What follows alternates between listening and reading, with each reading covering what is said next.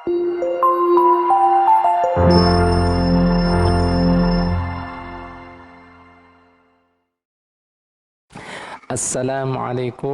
warahmatullahi wabarakatuh.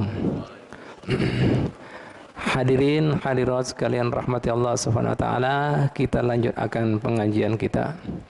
Sebelum bulan Ramadan terakhir yang kita bahas bab tentang masalah muamalat, yaitu berhubungan dengan sesama manusia, yaitu sudah kita bahas tentang masalah hibah, baik itu pengertian secara bahasa, syariat, begitu pula rukun-rukunnya beserta syarat-syaratnya.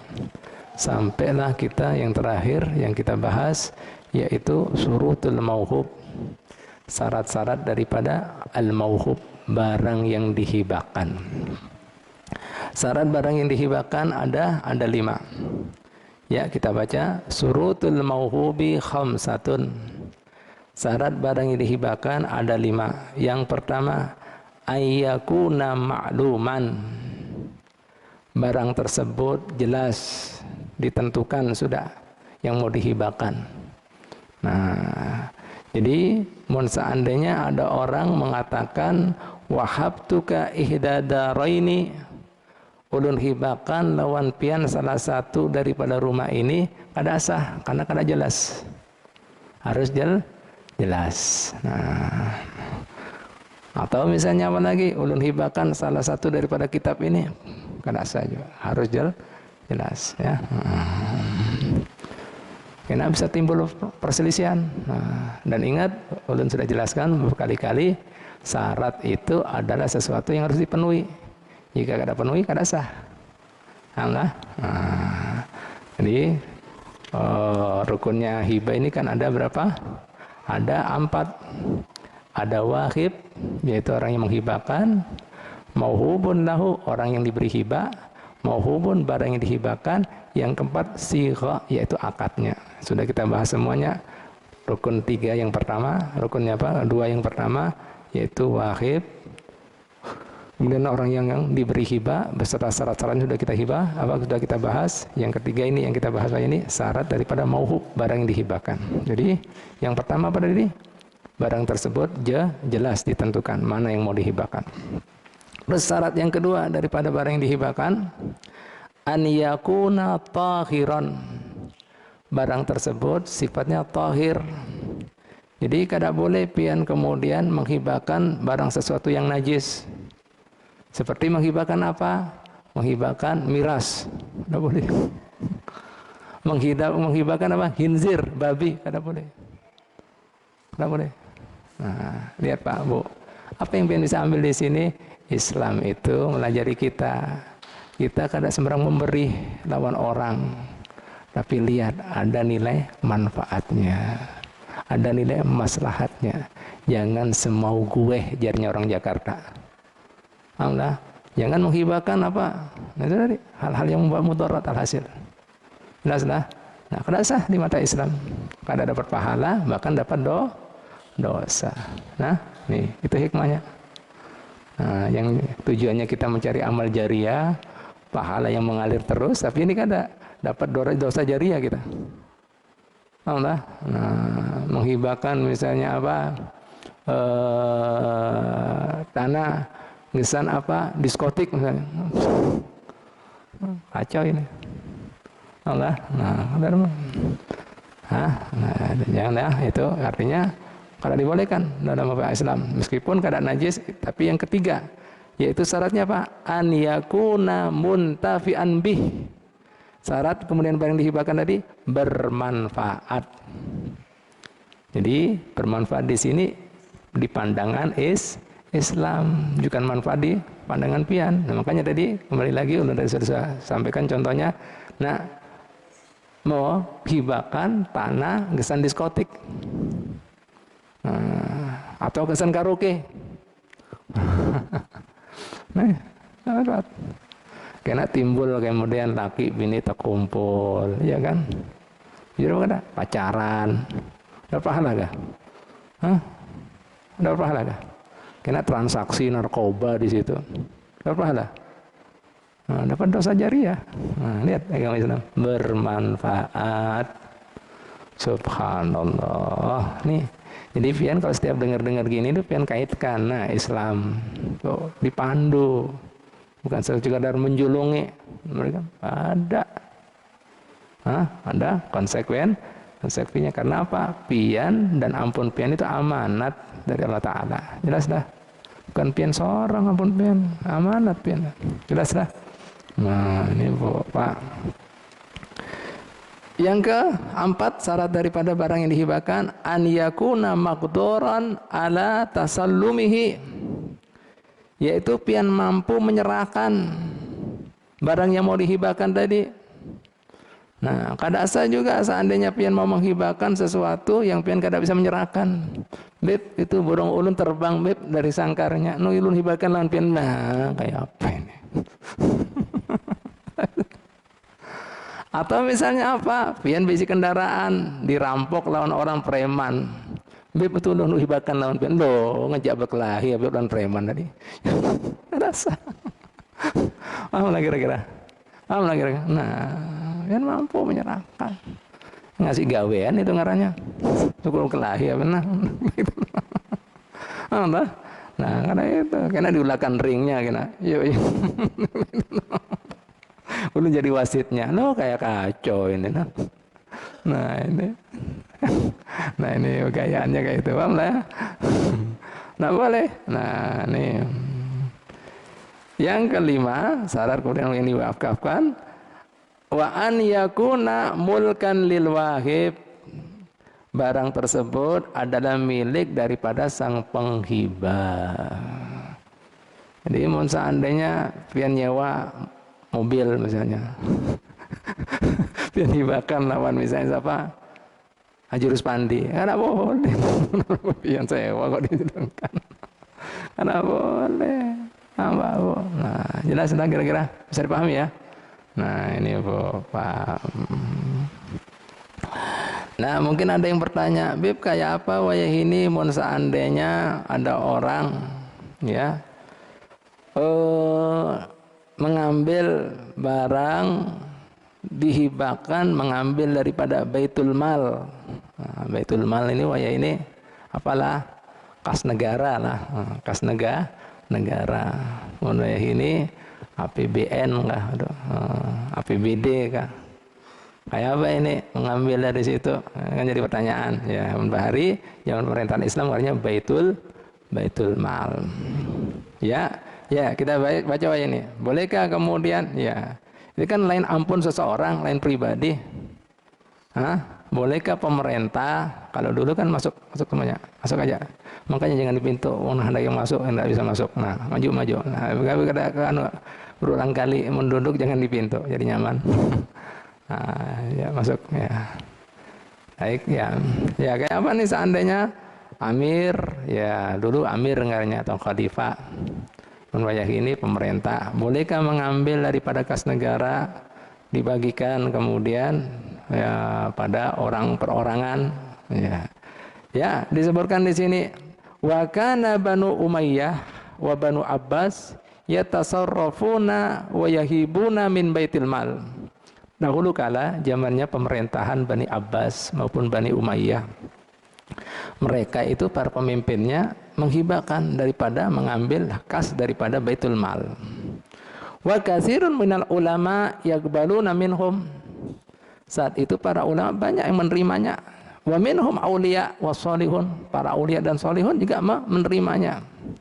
Nah, gimana komentar para ulama di sini? Ya ini. Wa takallama al-Ghazali amman yaqbalu minhum.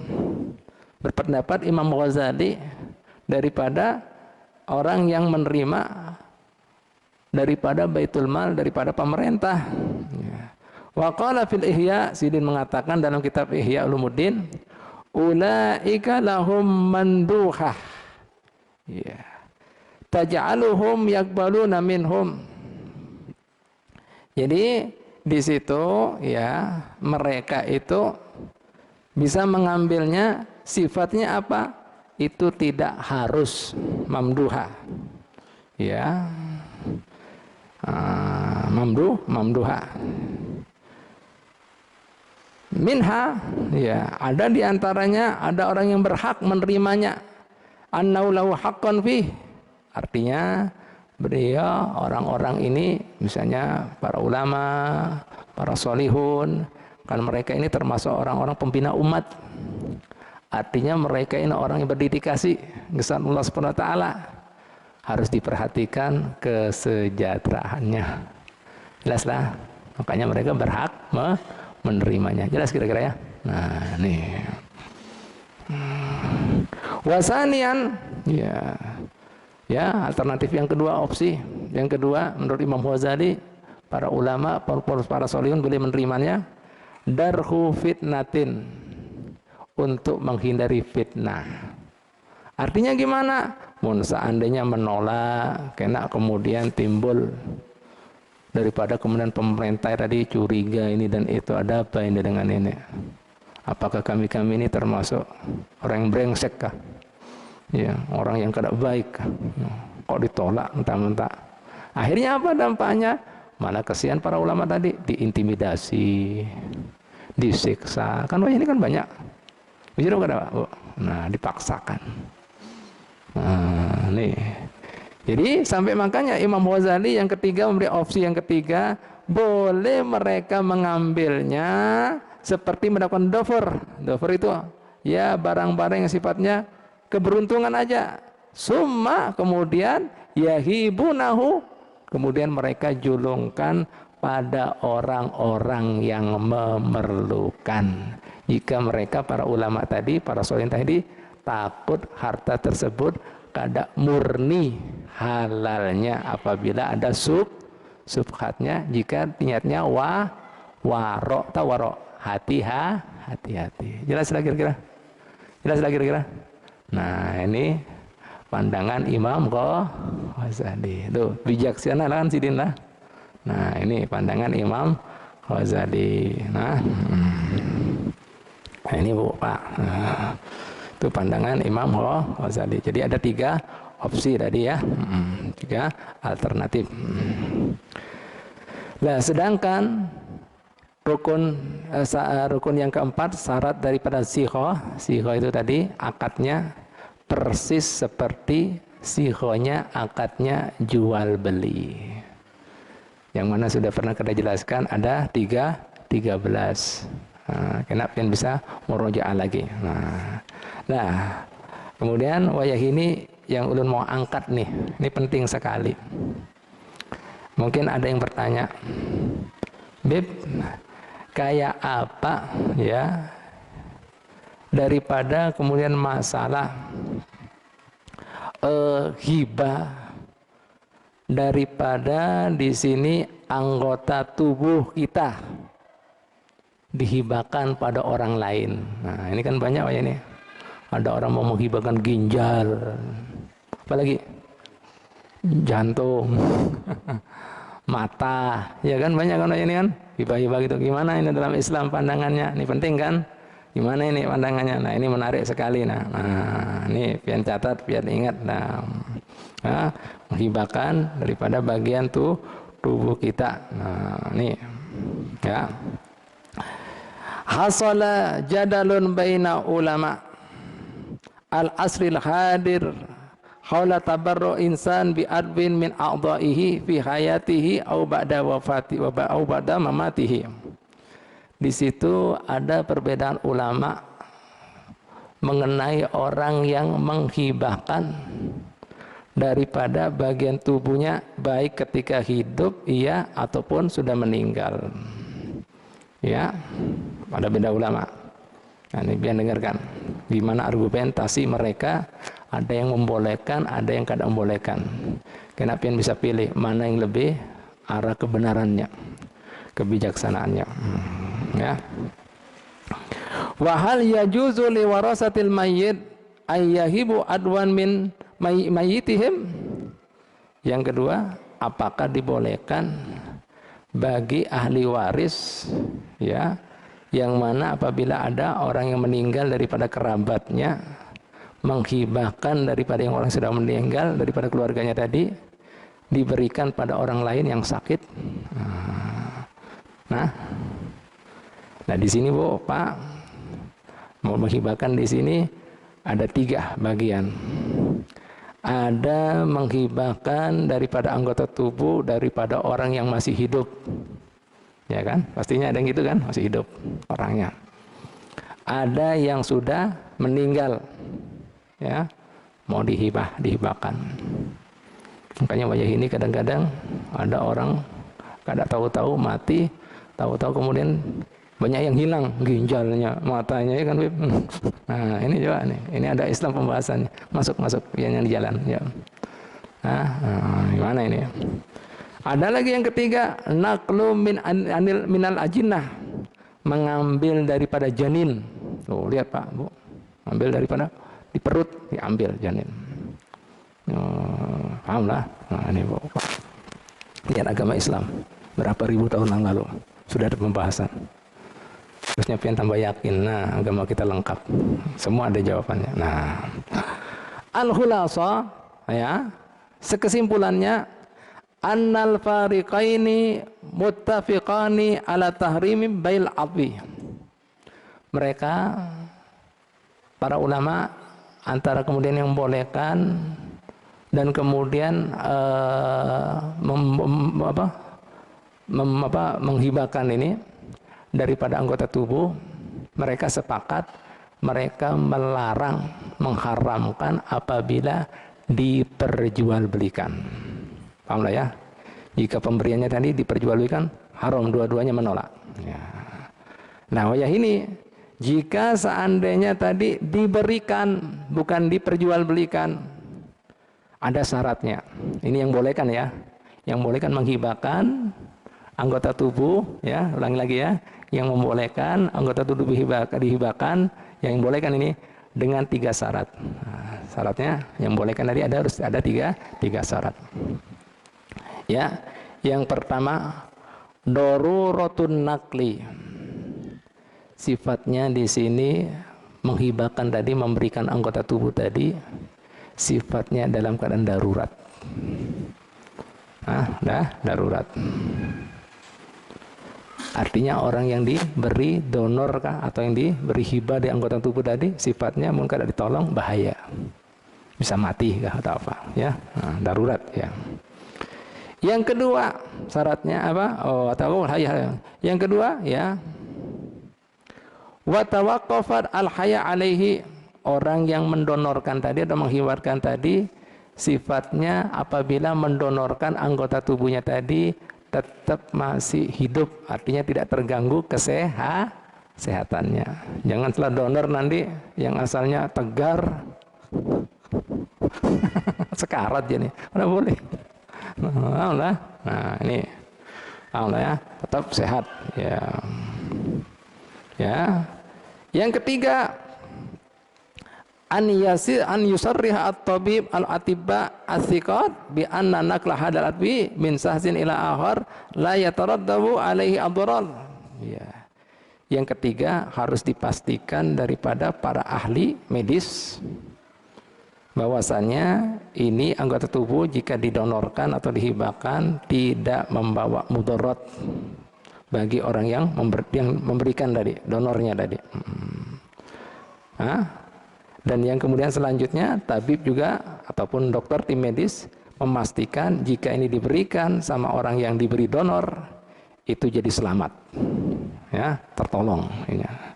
Nah, jika syarat ini dipenuhi, ya, maka kemudian yang membolehkan tadi boleh, ya. Nah, sedangkan kalau seandainya orangnya sudah mati, nih, donor atau menghibahkan anggota tubuh orang yang sudah mati dari kerabatnya tadi, diminta apa? Simahal aulia bihi ma'adami musilah. Diminta syaratnya, ditambahin jika sudah mati ini, yaitu ridhonya para ahli keluarga mayit tadi, ahli waris bahasa kita. Nah, dengan syarat juga tanpa adanya musallah. Musallah itu diedel-edel, apa bahasa Indonesianya? Diedel-edel. Apa diedel-edel? Apa diedel-edel, Pak? Hah? Ya, apa ya? Apa bahasa diedel-edel? Bahasa Indonesia apa diedel-edel? Habib bingung diedel-edel. Hah? Apa diedel? Hah? Diedel-edel itu apa bahasa Indonesianya? Hah? Hah? Diacak-acak. Nah, ini jadi bahasa kita pada kemudian diotopsi hancur kena lubang sana ya. Artinya menghormati mayit. Jangan sampai rusak. Nah, paham lah ya? Udah rusak jadi seram gitu. Nah, ada boleh. Allah, lo lihat adab masih anak. Nah, paham Bu Pak ya? Tanpa yaitu udah di rusak. Bahasa Jawanya diedel-edel. Bahasa Banjarnya apa? Bahasa Banjarnya apa? Hah? Hah? Diacak-acak lah. Hah? Apa bahasa? Hah? Hah? Dihamurakan lah. Hah? Dikuracak. Nah. Dikuracak. Nah, diacak. Silakan adan dulu. Nah, adan dulu. Ya, kena lanjutkan. Nah, ini syarat-syarat para ulama yang membolehkan, ya, syaratnya. Jika dipenuhi, dibolehkan. Baik itu ketika mereka masih hidup maupun mereka yang sudah mati. Tapi kalau sudah mati harus minta izin, ridho daripada ahli waris kerabatnya. Nah, baik Bu, Pak. Apa dalil mereka yang membolehkan? Dalil mereka mengambil daripada qawaidul fiqhiyah. Kaidah fiqhiyahnya seperti ini. Ad-dararul asaddu yuzalu bidarul akhaffi. Hal yang mudarat, yang asad, yang parah bisa dihilangkan dengan mudarat yang lebih ringan. Artinya di sini jika kemudian dibiarkan orang kemudian tadi yang sakit, jika nggak ditolong bisa mati. Jika kemudian ditolong kemudian bisa fatal. Ya, artinya hidup pun tidak layak hidup lah, cacat kayak apa seumur hidup. Nah, ini sementara ini ditolong, tidak membuat mudarat buat yang menolong. Terus kemudian yang kedua, nah ini bisa ditolong. Nah, dalilnya apa tadi? Nah, bahasa Arabnya faqaidul fiqh ad-dararul asaddu yuzalu bidararil akhaffi. Ya, mudarat yang parah bisa dihilangkan dengan mudarat yang ringan. Nah, ini kan ringan buat orang yang menolong. Tidak ada dampak begitu karena sudah bisa menolong kehidupan seseorang. Satu. Ya. Wa yuhtaru ahwanu syarrain. Yang kedua, memilih hal ini ahwanu syarrain, daripada dua hal yang keburukan mana yang lebih ringan. Nih, jika ditolong orang ini selamat, ini kemudian bisa tidak ada dampaknya buat dirinya. Nah, ini lebih baik. Dan kemudian apalagi agama Islam menganjurkan di situ, ya, wahtaju aidan bi anna hunaka mabadi du'a amma da'a ilaihal Islam wa yabni 'alaiha mislu halil ahkam al-isar wa ta'awun. Ini intinya agama Islam itu menganjurkan isar. Isar itu cenderung menolong. Ya. Wayah ini dalam agama Islam bunuh diri termasuk dosa yang amat sangat ganal. Wayah ini pian ini bukan bunuh diri, menyelamatkan nyawa seseorang. Bagaimana besar pahalanya. Ngerti ya? Bunuh diri termasuk dosa paling besar. Ini wayah ini apa? Menyebabkan kehidupannya seseorang. Kayak apa pahalanya pian besarnya? Hah? Pahalan pian kalau bisa diambil karena mati. Ini pian menyelamatkan. Jelas dah? Kayak apa pahalanya? Ngerti apa enggak? Paham dah? Paham dah? Nah, ini. Nah, Pak. Nah, itu tadi. Nah, lebih seperti itu. Ya. Nah, fa inna ma iyatna nufus ya yu'tabaru minal qurbat, dan orang yang menolong kehidupannya seseorang termasuk hal yang kemudian ibadah, termasuk mendekatkan diri lawan Allah Subhanahu wa taala. Nah, ini dalil-dalil bagi para ulama yang membolehkan. Paham lah? Yang kedua wayah ini. Nah, ulun lebih cenderung yang kedua. Nah, ini ulama yang tidak membolehkan. Nah, siapa diantaranya? Ya, yaitu Imam Syekh Muhammad Mutawalli Sya'rawi. Ini diantaranya yang tidak membolehkan. Ya. Nah, kita dengarkan pendapat Sidin. Lakinna Syekh Muhammad Mutawalli Sya'rawi aridun aqwalahum, menolak pendapat mereka para ulama yang bolehkan. Wa afta bi adami jawab nakli a'dha jisim min sahsin li akhar. Beliau berfatwa tidak dibolehkan seseorang mengambil daripada anggota tubuh ya daripada orang kepada orang lain. Nah, Sidin mengeluarkan argumennya. Wa qala kullana majmu'una ala annahu la yasihu bai'uha. Kita semuanya sepakat para ulama tidak membolehkan memperjualbelikan anggota tubuh. Nah, kalau ada masalah, sepakat. Nah, ini argumen Sidin. Lakin mal farqu bainal bai'i wat tabarru'? Ujar Sidin, apa bedanya menjual-belikan dengan memberikan? Ulangi, ujar Sidin, apa bedanya memperjualbelikan dengan memberikan? Bedanya adalah jika memperjualbelikan ada imbalannya. Nah, beri jantung ada duitnya. Dan kemudian apa? Menghibahkan tidak ada bayarannya, tidak ada imbalannya. Nah, Sidin mulai mengeluarkan argumen ini. Wahada tasarruf yu'tabaru fa mutasarrifin yasdaruna an mulkiyah.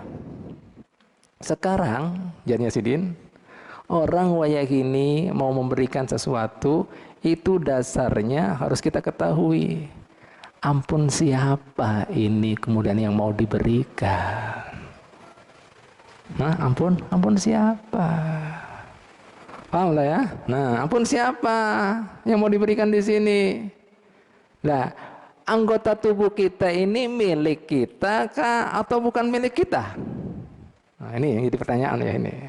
Nah, sesungguhnya sejatinya anggota tubuh kita ini lain ampun kita, ujar Sidin. Lain ampun kita. Coba dengarkan ujar Sidin.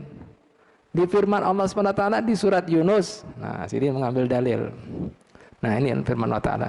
Qul, katakan hai kekasihku Muhammad, man yarzuqukum minas sama'i wal ardi amman yamliku sam'a wal absara. Katakan hai kekasihku Muhammad, siapakah yang memberikan anugerah pada kalian, baik yang dari langit maupun di bumi? Dan siapa yang memiliki sama pendengaran kalian dan mata kalian? Lihat, Allah Ta'ala mengatakan di sini, siapa yang memiliki, bukan kemudian ampun ikam itu. Jelaslah, yang memiliki siapa? Pahamlah? Nah, makanya Allah Ta'ala melanjutkan dalam firman, amman yamliku sam'a wal absara, siapa yang memiliki kemudian pendengaran kalian, mata kalian, wa man yukhrijul hayya minal maiti, siapa yang menghidupkan dari yang hidup, ya, yukhrijul hayya, menghidup, yang memunculkan dari yang hidup, dari yang mati, dan kemudian menghidupkan dari yang mati, menuju hidup, siapa? Ayo, siapa? Nah, ngertilah. Nah, ini Allah Ta'ala menakoni kita, ya. Waman yudabbirul amr, siapa yang mengatur ini semuanya? Pastinya mereka mengatakan, Allah Ta'ala melanjutkan Quran, fayaquluna fayasayquna Allah. Pastinya mereka mengatakan Allah. Jadi, nah, anggota tubuh ini adalah ampun Allah. Jadi kita dibolehkan apa? Mengambil manfaat aja. Karena mengambil manfaatnya, bukan ampun kita nyamannya bagi sana bagi sini. Dong dulu, lah. Nah, ampun Allah Ta'ala mengatakan, nah, punya siapa?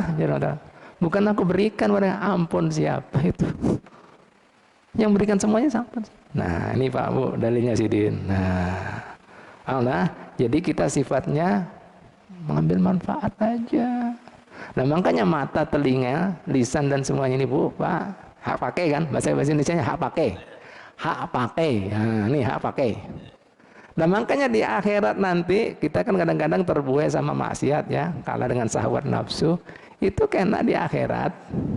Itu semuanya kan di hari pembalasan. Itu semuanya kena mengaku. pian pernah gunakan ini dan itu. Bahkan saat itu ada kisahnya hamba Allah Ta'ala, ya Rabb, ya Nabi pernah ketawa ini, bukankah pian ini maha pengasih penyayang, rahmat pian kan mendahului daripada murka pian. Udah nah, mohon ampun maaf.